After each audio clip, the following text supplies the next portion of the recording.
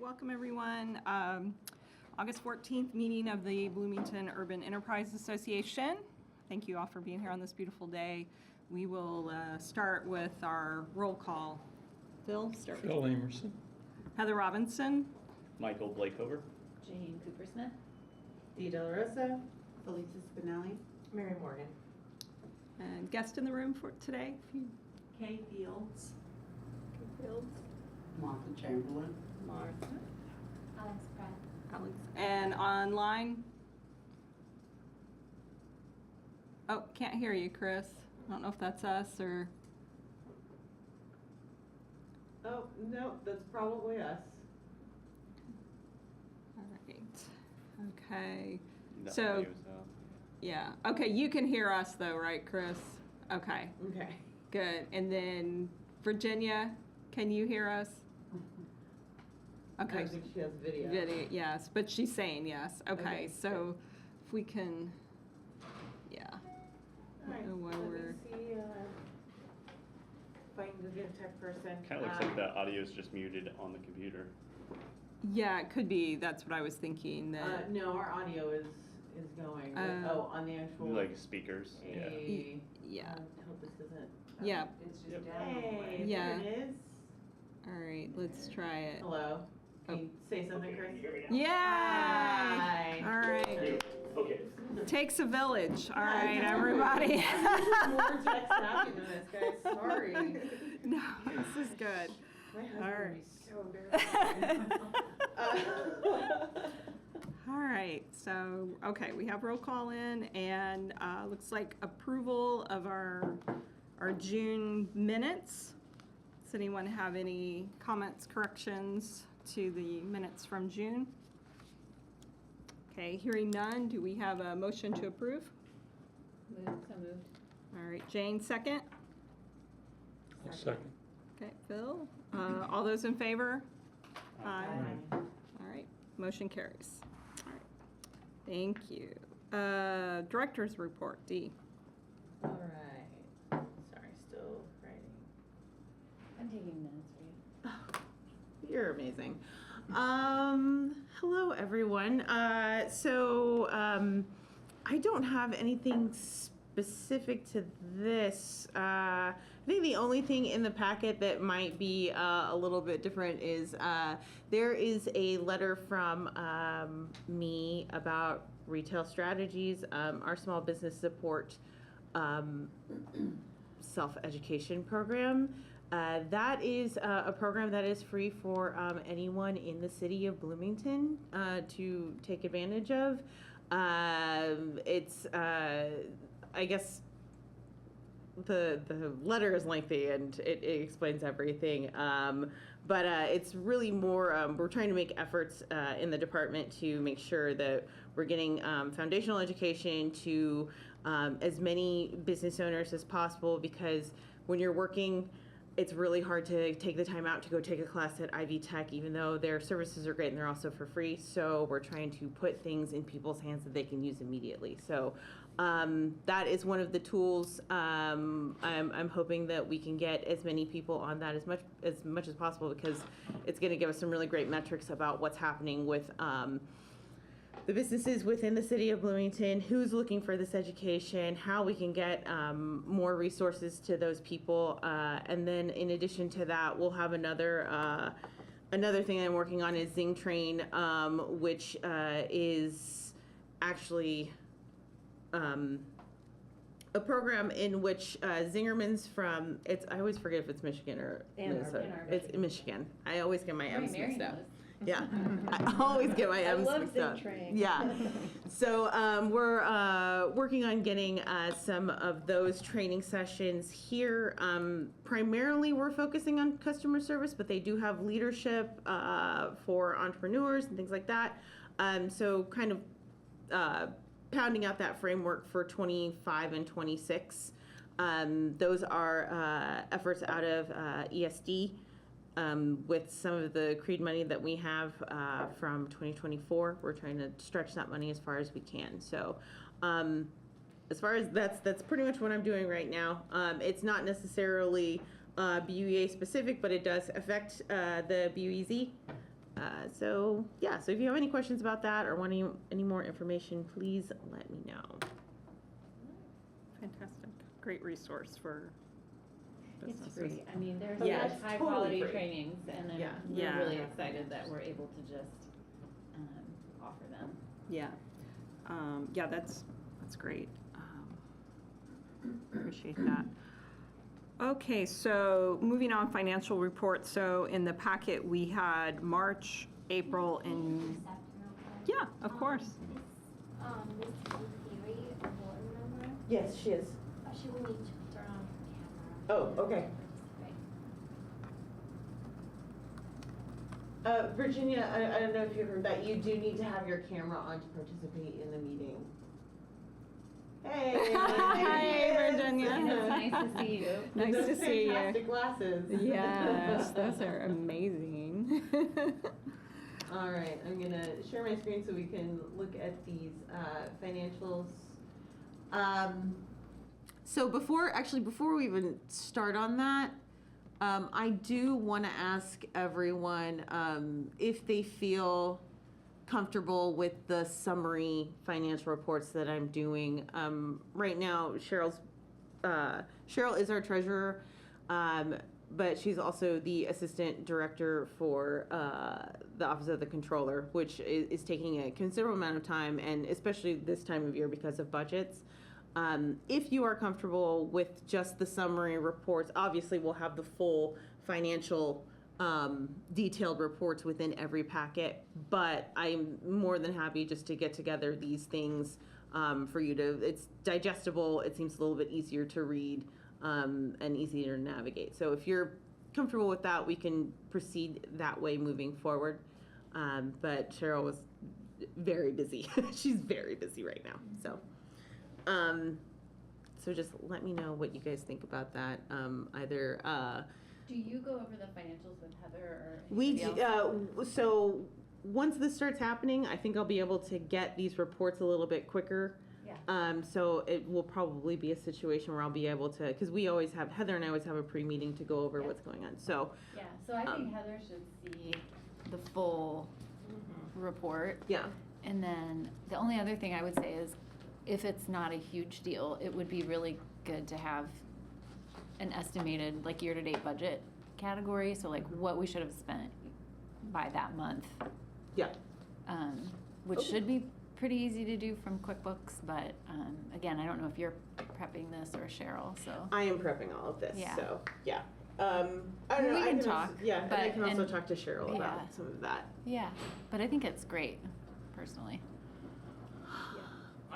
I like the summary. I think that is helpful, and it gives us more real-time information. I think having the full financial statements in the packet is a must for, obviously, the board to see those financial statements. And then we have, we don't have we have the yearly budget here, and where we are through January through May is the latest, I think, information that we're seeing in the packet as far as performance to budget. So we do have some of that, but I think, as Jane was saying, maybe something that is, when you do your budget, do you do spreads? Do you do like monthly spread, or do you do an annual? It's mostly annual, but the way I'm breaking it down, like there's here, let me show you show you this. So this is as of today. And so I have one of these in every folder for each month. So technically, yes, you do kind of have a monthly look at it. It's just not broken down. It's being applied to the annual. So So is that, yes or no? is that but- total spent as of that date, or is that the budget? This is total spent as of the date. Yeah, so I think you would just take the 2024 budget total and then do, sorry guys, I have to do basic math, whatever 7 divided by 12 is. So you just do it as a percentage. So you Sure. would do that category times 58 Okay. and a third percent. or Easily whatever. done. Yeah. Okay. And it's not perfect, but it helps you see. Sure. That's easy. That's another column. Yeah. All right. Yeah. I will have that done for the next financial report that I put out. Simple part, outgoing and ingoing, or however you want to put it. This is year to date. I think we had a few more VAC grants go out, and I'll show you a little bit more detailed on the actual budget. And then these are the actual totals as of today. I should have changed the date on that. For the RRF, the loan interest, the EZIDs, and other loans that we hold. The other loan that we hold is for one restaurant in town, and it's like a 30-year loan. So that's why it's so little. It's a pretty small payment. So as we're going through here, as far as the income, we're still awaiting for the Cook Catalent amended filing approval so that we can get that payment, the ESID payment. That, and this actually kind of also goes to the new business. I can knock this out right now. Because the ESIDs that we are addressing with this payment are in a TIF, that means that the City Council is the governing fiscal body over that. So there is an ask to City Council to accept the amended filings, which shouldn't be much of an issue, but it is a process that has to go through legal. So we're working on that, and that will happen before the end of the year. I think the other thing is, we did have a random check that came in. It was accepted, and we don't know where it goes. We're trying to figure out if that was accidentally supposed to go to a different department. It came in with an additional ESID payment, so we think that it might just, so might have just put BUE on there and thought it would get to where it's going to go, which it will, just a little bit longer. And then this is the banking interest as of May 2024, because I didn't have the statements as early as possible. So that is that. None of this in the administrative has really changed at this point in time. This was a postage expense. I'm sorry I didn't put the note there. I will for next time. As far as our grant making, this is finalized. Most of those are paid for. We're still putting out resident economic independent scholarships.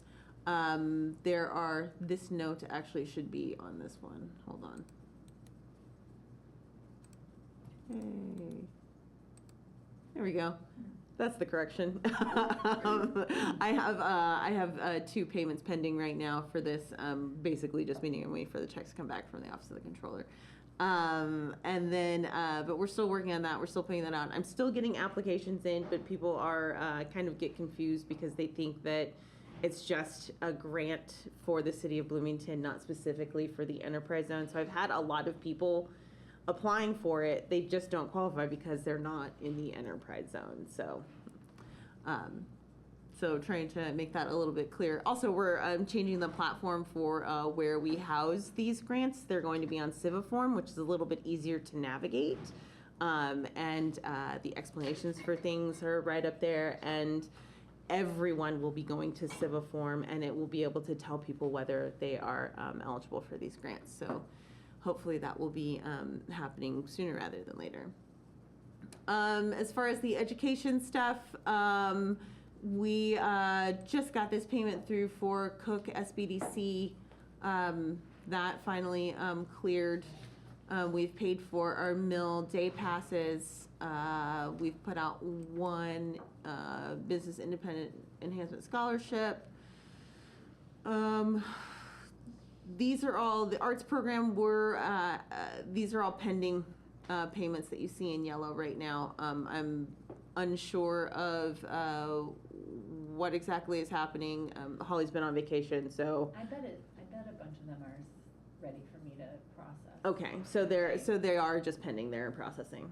Okay. I don't know what the total is, but okay. I know that I have a handful. All right. So that's why I've taken them off. I do know that this is what I have for zone arts grants from our actual cash balance sheet. And then I didn't mean to put payment pending. It's actually the contract is pending right now. I'm waiting to get some contracts back on that.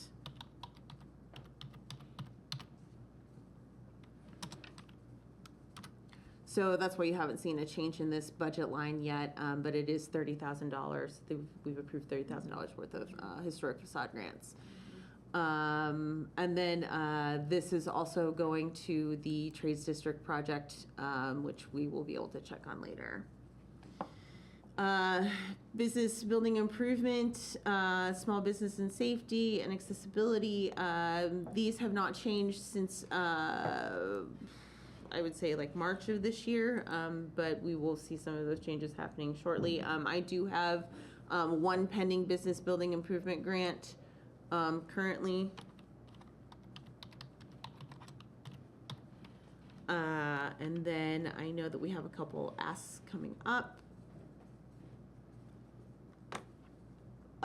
Closer to having a draft budget, I do want to talk to the board about these lines and how we can spend some of this money that I've put in there. Heather and I had a brief discussion about it last week, and I'm still kind of hammering out some details. So overall, our total income is $176,424.77. Our other assets currently long-term, which I think that this number is wrong. And it's actually, it is wrong because I do have outdated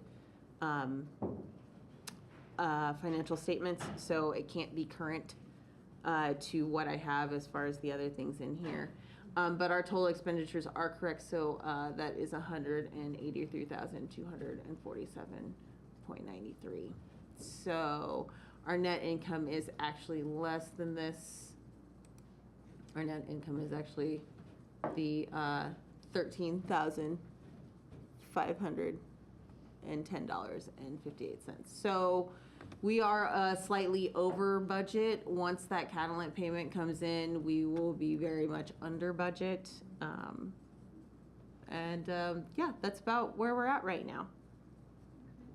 Well, I think this is helpful, Dee. I would, this supplemental information you're providing, I would kind of classify as like forecasting and real time, not actual numbers, because as you mentioned, there's some adjustments and things depending on, so they're not finalized financial reports, but I think to share some of this summary, more real-time information is helpful. And I mean, if the board feels like this is kind of helpful, because we do have, I think, just obviously knowing the controller's office has a lot on their plate, and so we're running a couple months behind or so on the financials. So I think the real-time summary information is good.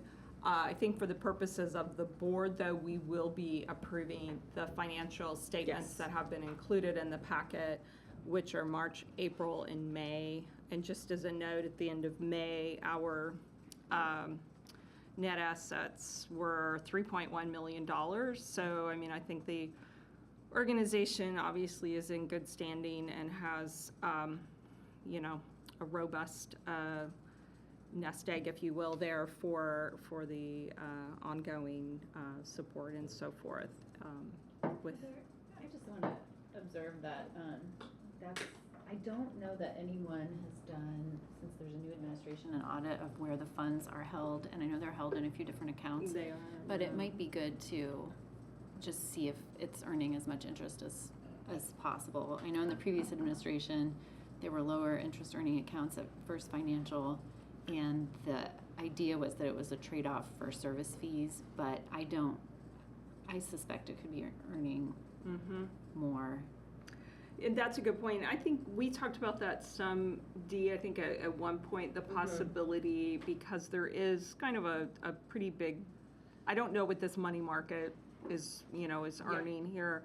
And there could be possibility of some CDs or something that could maximize these funds and earn some additional. I mean, you could get 5% pretty easily now on a CD. So I think that that's a really good discussion because we're not going to activate, you know, a large chunk of this money. We're not expecting to, and so if we can maximize through some CDs and some other things, I know that puts another thing on your plate to go out and check on these, but I would think that any bank that's holding your money would want to be like Love to aggressive. make you more money. Yeah, aggressively like trying to find a good deal for you. So probably something to look into and maybe bring back to the board. Need to do that in the next 30 days, I would think. I think because- you're right, before the, Phil. Before the end of the quarter, yeah. Yeah, I think Absolutely. that's a really good point. So maybe check out First Financial and German American,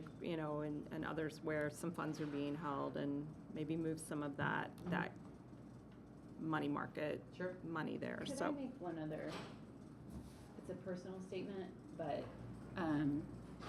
for discussion at a future time, perhaps. I know the BBA is getting ready to do some strategic planning, and I'm really glad of that because I think 3.2 million is way too many assets for this organization. It should not be. When I was here previously, we felt like it was sitting on too much cash, and it's not getting out into the community and making the transformational change that it can. And in fact, that's partly why they made that significant investment in CDFI friendly Bloomington, which Right. was $1 million. And I'm not suggesting we need to make another $1 million investment this year, but I think that as we engage in strategic planning and as we think about what the needs are in the enterprise zone, which are great, it would be good for us to really think big and transformatively, as well as continuing to do the scholarships and things like that.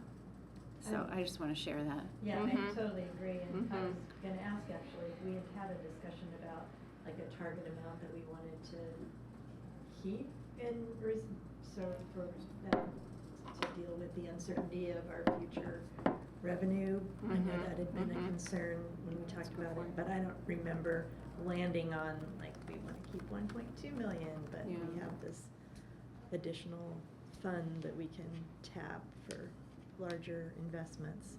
So, Maybe Dee and I could talk to the controller about could do some research about what a best practice might be, or Well, I think that's a really good comments, and I would suggest that anything around strategic planning and the possibility of activating larger amount of funds be included in the budget process, so that the board is aware of the interest in, maybe if we don't have a specific project or projects there, but the idea that the goal is to, look at activating more of these funds and do it through a budgetary process.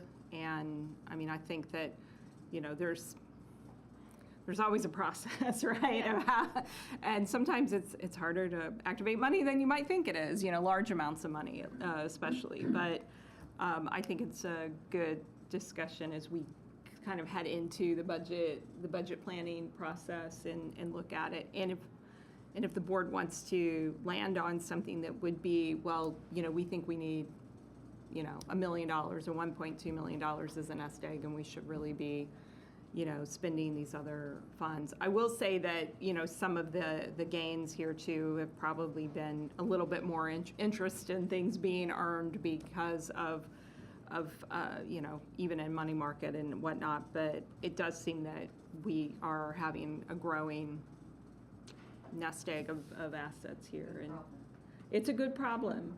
It is a good problem, and as a nonprofit organization, you always want to safeguard your future, so you don't want to be spending down to not having any kind of reserve. But this is a pretty nice nest egg, and we should look at how we can activate more of that for the zone. So good, I think a good discussion. So. All right. Any other comments, thoughts, feedback on either the financial reports, the summary, anything else from anyone? Heather, I would just mention that I support your comments there. I think if we could disperse those and make an impactful difference in the enterprise zone, I think look for those opportunities. But I would agree with your statement on having a large bank account there, but we need to obviously have a nice runway, so we've got a nice reserve, but not too much reserve. Yeah, exactly. All right, great. Okay, so we will call for a motion to approve March, April, and May financial reports. Do we have a motion? Motion. Okay. Do we have a? March, April, May. Yes, March, April, and May financial reports. So Blake was the motion. Do we have a second? Alicia? All right. All right. And all those in favor? Aye. Any opposed? All right. Motion passes. Thank you. Thank you. Okay. All right. So next up, Dee, you covered a bit of the Catalent. Do you have anything further for that? No, not really. Still just kind of just waiting to get all of that settled, and then I don't have any updates on the acquisition or anything to that effect, to my Okay. knowledge. So All right. And timeline at all? I know that you were saying this was. they were hoping by the end of the year, fall, something like that. Yeah, I'm trying to think what the most recent BEDC update has been.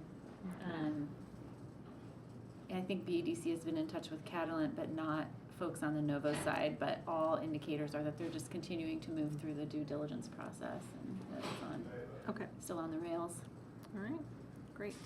Okay, so continuing on with new business, then business building improvement grant. We have a guest joining us today, Kay Fields, and you're going to talk about the Monroe Oil grant proposal. So, To the table? yes, you may, please, please.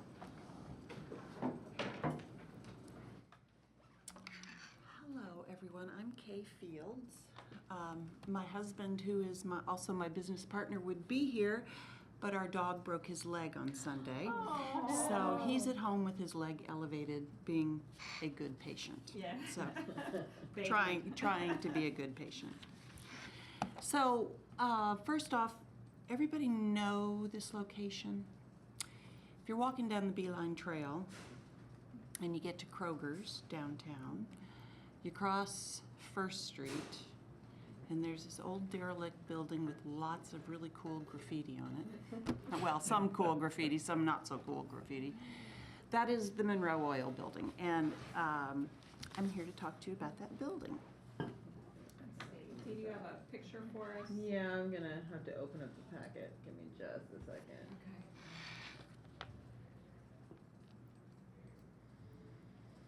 The massive packet. This might be the longest packet that I've put together I wondered.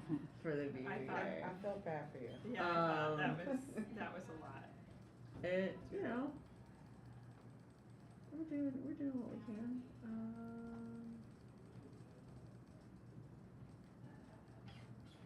That looks familiar. Yep, that is Yeah. Yeah, super familiar.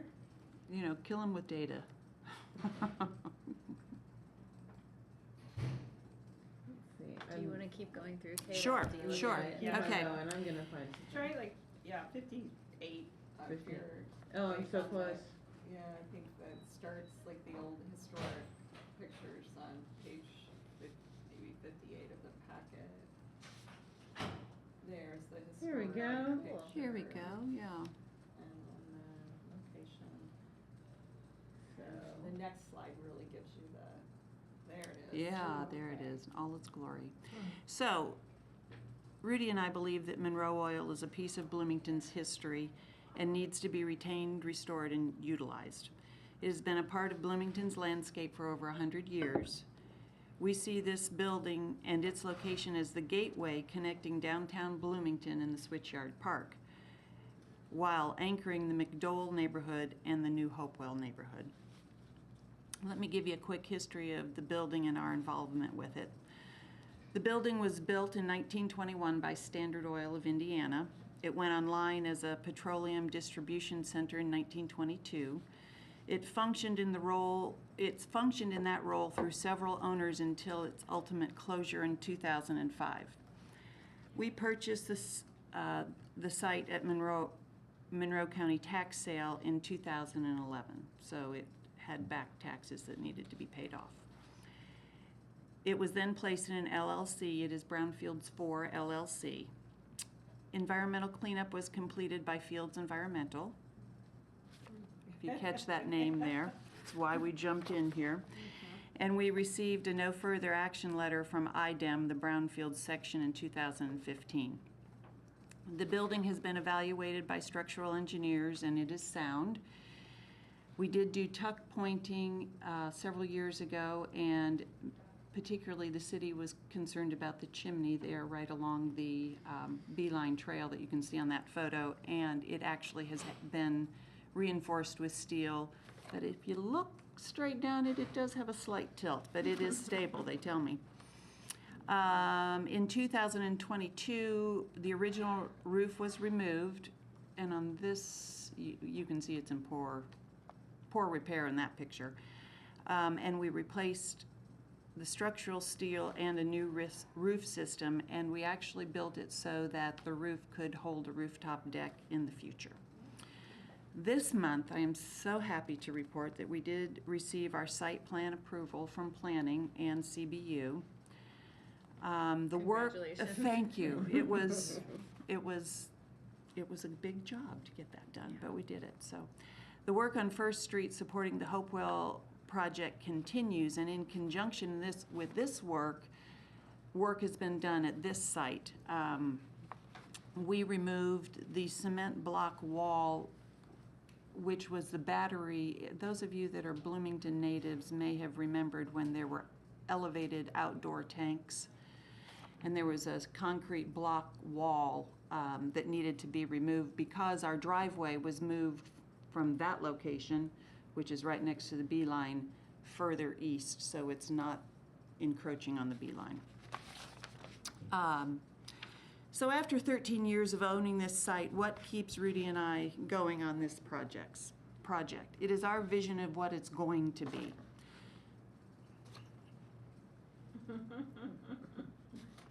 This building has great bones. It has character that only comes with an old building. I'm sorry. Knew that was going to happen. That would happen to me too. We see it as a new gathering place for the Bloomington community, a destination, vintage and industrial. We see this location as a restaurant, a bar, a brew pub, an event venue, a music and dance venue, a co-working location. So in other words, we don't have that end user, but those are kind of our ideas. We have had a catering company, a restaurateur, and an event venue interested in the site. We are continuing to look for the end user that shares our vision of creating something cool that will become part of the fabric of Bloomington. We would happily accept any suggestions from you all too. At some point, we believe that if we build it, they will come. What needs to happen next? Further building restoration and improvements and site development. Continuing restoration and site development will help those individuals who don't visualize well see our vision. Ongoing restoration and site development will also improve safety and security on site.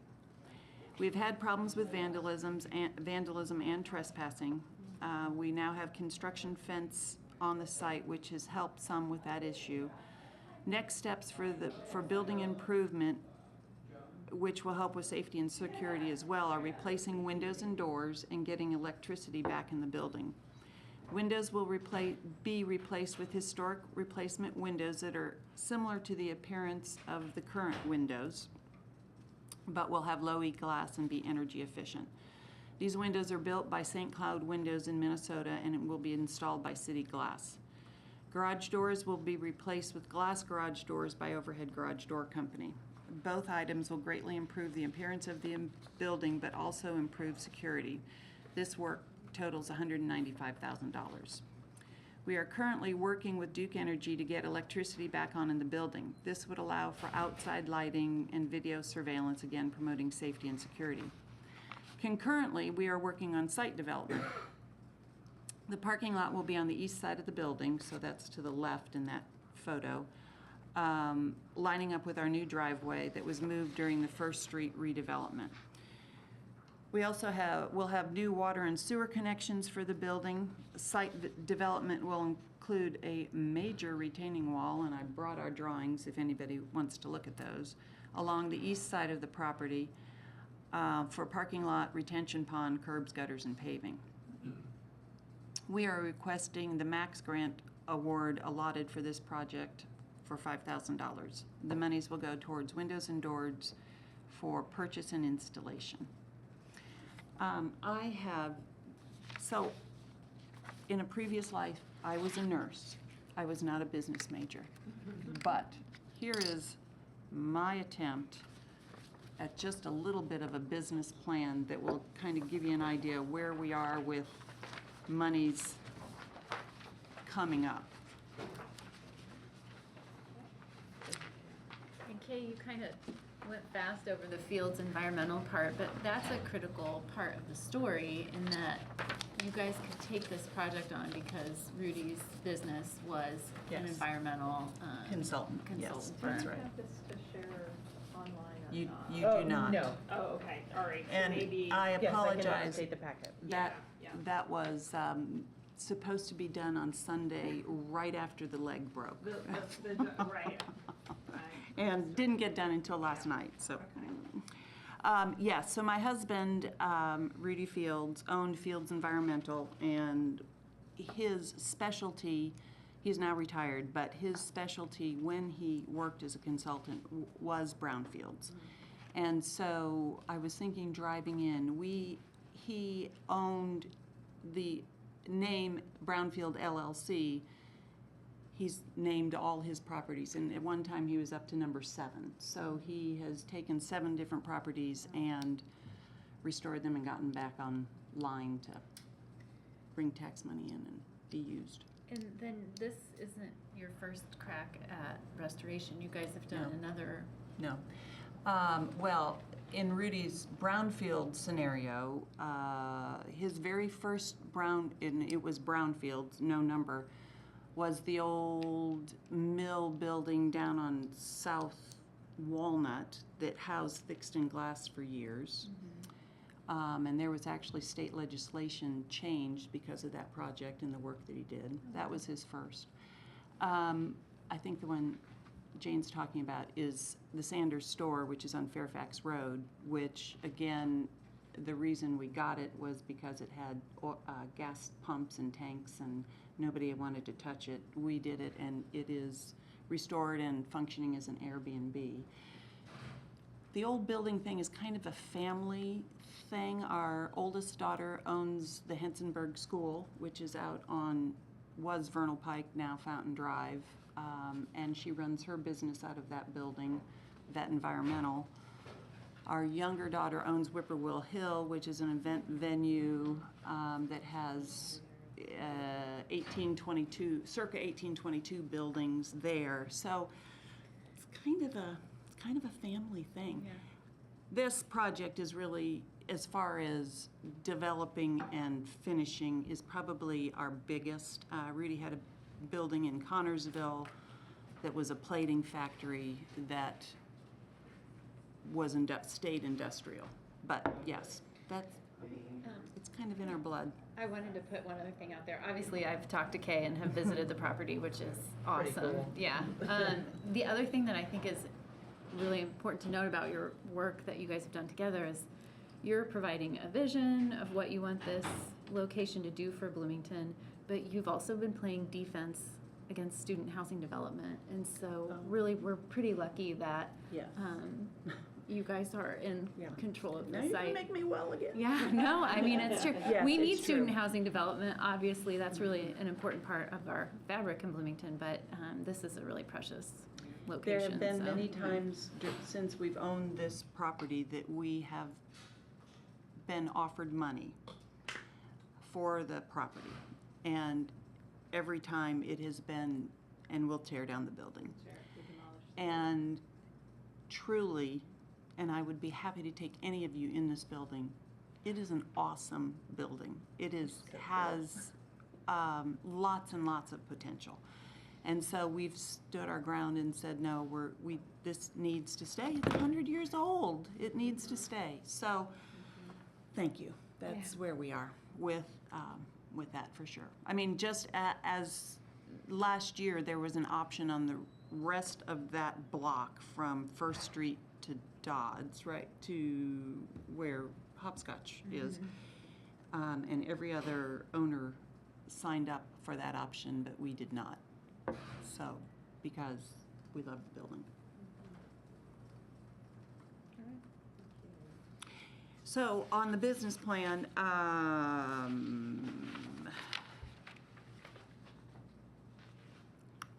don't know that there's any new words on here.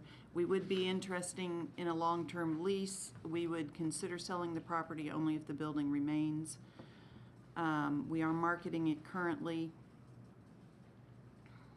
I do think that when we start things like building a parking lot and putting windows and doors in, that's going to be the best marketing to find our end user. If, you know, there's hundreds of people that walk by that building every day on the Beeline Trail. Yep. So the total amount on the bottom, of course, is the windows and doors is a firm bid. The rest is our guesstimation. Well, that's not all true. The dirt work and the retaining wall, we know that money as well. And Duke Energy. So just kind of keeping an eye on our time and so forth. So, just a couple of questions or comments. First of all, wow, what a labor of love. I mean, just Truly. to Passion. have this Thank you. historic building and to want to just bring it back to life and what it has for the history of our community and so forth. So, I mean, just applaud you, your husband, your family for just the interest in preserving historic buildings. Thank you. And obviously big price tag here Yeah, for yeah. what needs to go into this. And today you're asking for support at $5,000 to help go toward windows and doors. So one of my questions that comes out of this, so I know the timing of getting electric on and video surveillance and so forth, and I'm sure you're very aware of these things. You get windows and doors in, the last thing you would want is for them to suddenly be vandalized, and so the money you're spending is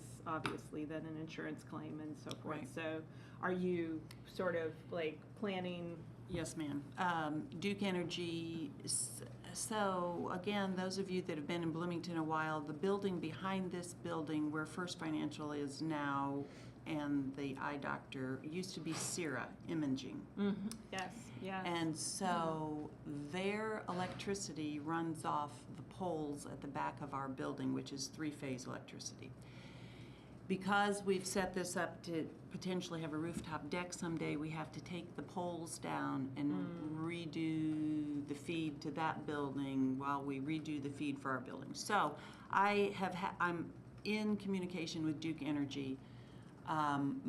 My goal with them is to have electricity in the set up outside the building by September 11th.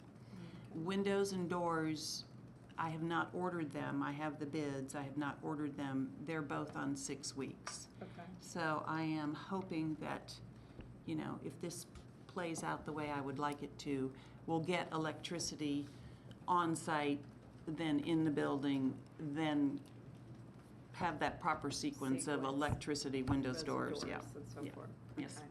Excellent. Any questions online, Chris? I don't know, or Virginia, do you have? Yeah, I have a few questions. Virginia, if you do, please move forward. So hi, Kate. Hi, Chris. I love the building. In the world I'm in, I get calls on that building every day. Good.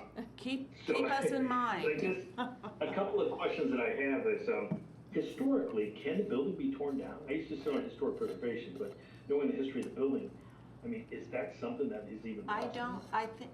And I'm sorry, I'm not the real estate expert. It is noted, there's some, and you might know, Chris, there is some, it is significant, I think is the word. It is historically significant, but it is not Contributing? contributing. Yeah. Or Gotcha. one way or the other. It's the lower of those two. Okay. So, And that maybe is a benefit to you ultimately. yeah. Yeah. Yes. Well, I love what you're doing with the building. You know, you've had it on the market with what type of activity have you got? Well, Really? so we have had 3 people that have been very interested about long-term, I mean, the catering company, the event venue, and the restaurateur.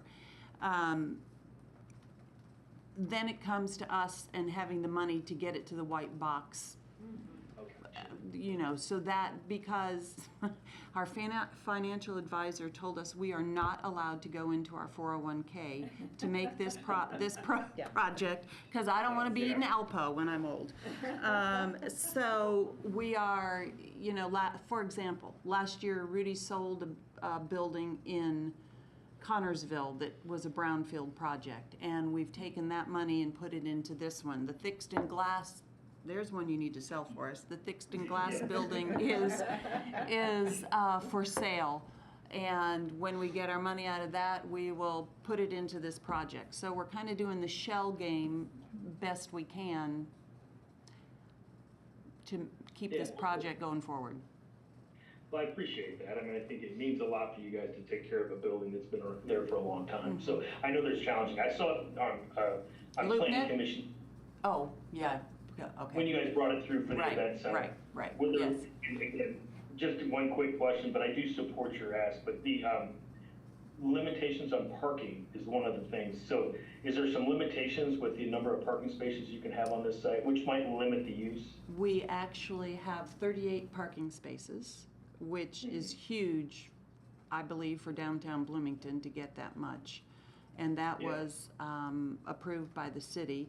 Remember, we've got a parking garage just 2 blocks away, Absolutely. yeah. so,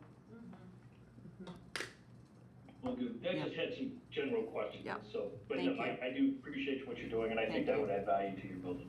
appreciate it. Other questions for Kay on this project or whatnot? Otherwise, I think we have an ask before us today to support the windows and doors replacements at $5,000 a grant. Is there any other questions? We feel good to vote? We feel good, everyone? Okay. I'm happy to make a motion. Okay, Chris, we have a motion to approve a $5,000 business building improvement grant. Chris made a motion. Do we have a second? I'll second. A second, and all of those in favor? Aye. Any opposed? Aye.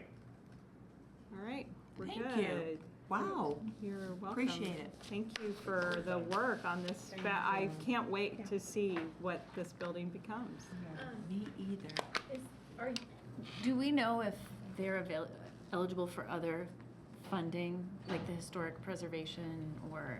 I wondered that as well. I believe so. I think that when we first talked, we didn't have a NOAA yet. Okay. So I think that the next step is that we go talk to NOAA at Historic Preservation and get you a little bit more money if you haven't Okay. spoken to them already. I have not. Okay. I just want to contextualize, I know we have to go, but I want to contextualize this And we have one more grant that we need to approve. so. along what is happening with the Beeline corridor. And this is a critical area in terms of improving the environment and stabilizing our downtown economy. And so I would just lift this up as something that's a really important project for Bloomington, but for the BVA specifically. It's the heart of the zone. Absolutely. Okay, I'll shut up. No. You're on point. I'm wondering about how this will be close with the Hopewell project as well. Yeah. And, Catty cornered. Yeah, Yeah. it's gonna be great. I mean, in some ways anchoring that, it will anchor that and pull that, Yeah. those together. So, thank you, Kay. Just amazing work, labor of love that you are all doing. And again, I'm personally just so excited to see the progress, so. Thank you. And good luck to your BVA. Yes, good luck. thanks. Okay. All right. Looks like we have one more item on our agenda, and we. And Martha's actually here. Martha! I thought that you weren't gonna be here. I was just gonna push this through. Oh, but then you're the one, I don't. Martha, come on up, Martha. Very much For sure. Please, please. We applied for this grant for the mere reason at our last meeting. She said, "Oh, did I not send you the paperwork?" No. So she was trying to do 2 grants in one, and we didn't have the paperwork, and we just completed the paperwork. And so that's it. We appreciate the opportunity. That's it. And since we had this discussion at the last meeting, I figured, give you guys the grant proposal. We've kind of already agreed upon it. We just need to make it official. Yes. All right, so just as a quick reminder, this is for the Second Baptist Church at 8th and Rogers. Yes. Historic church in our community, and you are replacing the roof on the building. And so we approved a $10,000 historic facade grant from last time, and we said, hey, you can apply for other grants that are applicable for the replacement of the roof, and that is a business building improvement grant, which has a $5,000 opportunity. And so we've welcomed you back today, Martha, for this. So if I'm reading everything correctly, so the total project is costing about $48,000 for your church? Yeah. And so you have, I know, some funding secured, but I know you have, as you mentioned, a 50-person congregation maybe. Am I remembering correctly? 50 people that attend every Sunday. That But are, off and on, we have a membership population of at least 125 people, but we know 50 people come every Sunday. We count on those 50 people. And then we have at least 30 or 40 people online, so, it's a small congregation. It's a small, so it's a heavy lift for, when you're talking about that. So, so we reviewed and talked about this in last meeting. Are there any other questions for Martha? Obviously, important replacement of the roof for the church. Anything? I think we're good. Obviously, we've talked about it. We can vote then on approving a $5,000 business building improvement grant for our friends at the Second Baptist Church. If we have a motion to Move. Phil, do we? 5,000. Okay, approval from Phil. Do we have a second? I'll second. Second, Lisa. All right. All those in favor? Aye. Any opposed? Motion carries. All right. Thank you. Yay. Thank you. Yeah, right. It's nice coming to visit you all. I have to find another reason to come visit you all. All right. Be careful, we might recruit you to. Yeah, that's right. Well, I don't know whether I will qualify because I live in the county. See, I would love to sit on this board or any board for the city, but unfortunately I live in the county. It's a public meeting. Yeah, but Love everybody. I'll take you up on that. But yeah, look, Thank but if you. we ever can be of any service, just let us know. Thank you all Thank so you. very much. Thank you. Appreciate it. All right. All right, everyone. So 4 minutes to spare. Still did it. I know, we did it. We did it. Well done. Anything for the good of the order? Any final comments from anyone? So there's been mention of strategic planning. When and how? So a lot of the research work is happening now. Just getting an assessment of it's kind of spilled over in a more broad sense for the city as well. But we are still focusing on the enterprise zone where most of the need still is. Initially, when I wanted to kind of take this on for the board, it was trying to figure out, it's like, if we're already effective here, maybe we need to reshape the zone so we're capturing some other areas that need help. Right now, it doesn't look like it's going to need to be reshaped, but there might be some better ways that we can be spending our money and things like that. So I think initially when we started this work, I told the board that it was probably going to be about 18 months of just doing the research, just figuring out what's going on in this area, and ways or areas that maybe need a little bit more help than others within the zone. So that portion is coming up pretty close. I guess we're about halfway through that work. The next like 9 months will be me kind of figuring out if we want to kind of take on the planning ourselves or who we would like to help us plan and how much that's actually going to cost. So yeah, so we'll also have some more solid things probably by the more concrete information and numbers probably by the end of the first quarter of 2025. So this will not align with budgeting for 2025. No, it will not. Okay. Yeah. Well, I'll talk with you offline about it. Okay.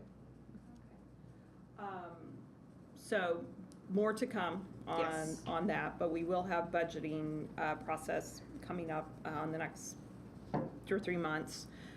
We do have a special meeting, just as a reminder for everyone, August 27th at 11 o'clock. We'll be here in this room for that meeting.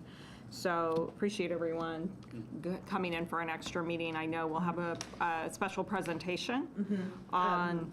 Which is Matthew Burns, who is the data analyst and O'Neill Fellow that has been helping me with some of these research for the strategic planning. He'll be giving a presentation on inequity in Bloomington. So we feel that it's really important. It's kind of driving a lot of work in our department and in other areas. So yeah, it's a really interesting and well put together presentation, and I'm excited for you all to take a look at it. So. Fantastic. 1 o'clock on the dot, everybody. Meeting adjourned. Thank you.